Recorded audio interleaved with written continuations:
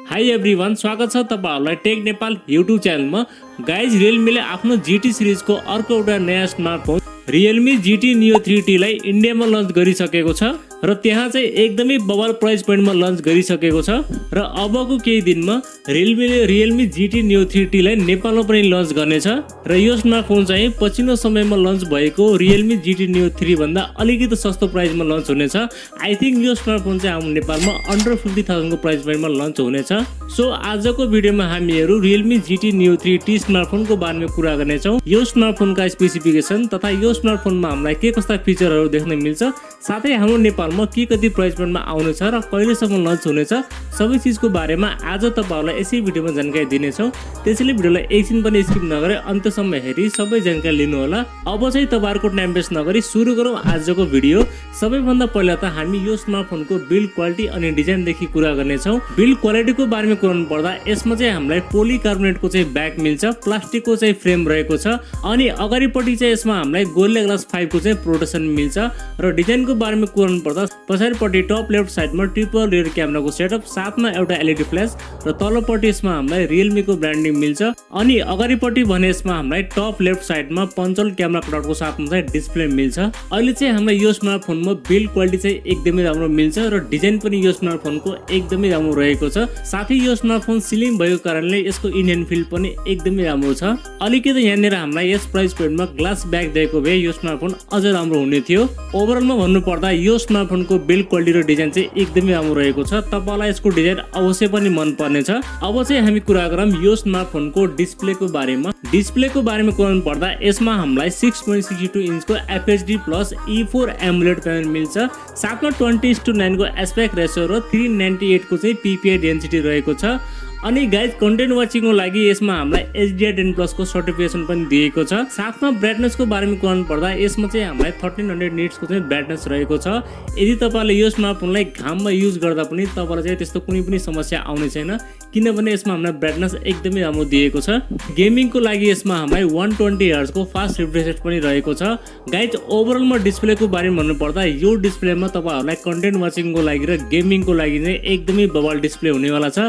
डिस्प्लेको मामलामा तपाईहरुलाई कुनै पनि शिकायत आउने छैन।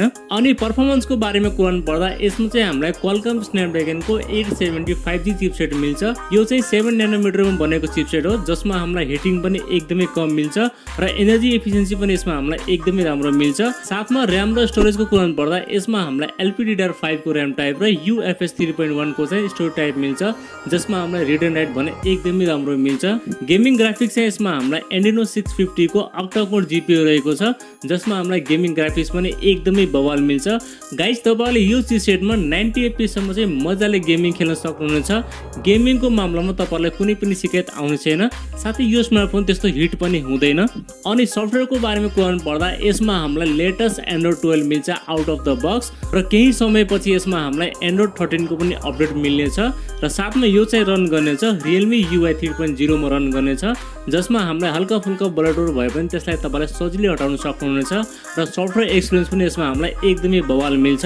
गाइज, क्यामेराको बारेमा कुरा पर्दा यसमा हामीलाई 64 मेगापिक्सल को प्राइमरी सेन्सर, 8 मेगापिक्सल को अल्ट्रा वाइड र 2 मेगापिक्सल को चाहिँ यसमा हामीलाई डेप्थ सेन्सर मिल्छ। अनि सेल्फी क्यामेराको बारेमा कुरा पर्दा यसमा हामीलाई 16 मेगापिक्सल को सेल्फी क्यामेरा सेन्सर मिल्छ। अनि भिडियो रेकर्डिङको बारेमा कुरा पर्दा तपाईले चाहिँ यसमा 4K 60 FPS सम्म भिडियो सुट गर्न सक्नुहुनेछ पछाडिको क्यामेराले र अगाडिको क्यामेराले तपाईहरुले 1080 को 30 FPS सम्म चाहिँ भिडियो सुट गर्न सक्नुहुनेछ। अहिले चाहिँ तपाईलाई यो स्मार्टफोनमा क्यामेरा सेटअप पनि एकदमै राम्रो मिल्नेछ।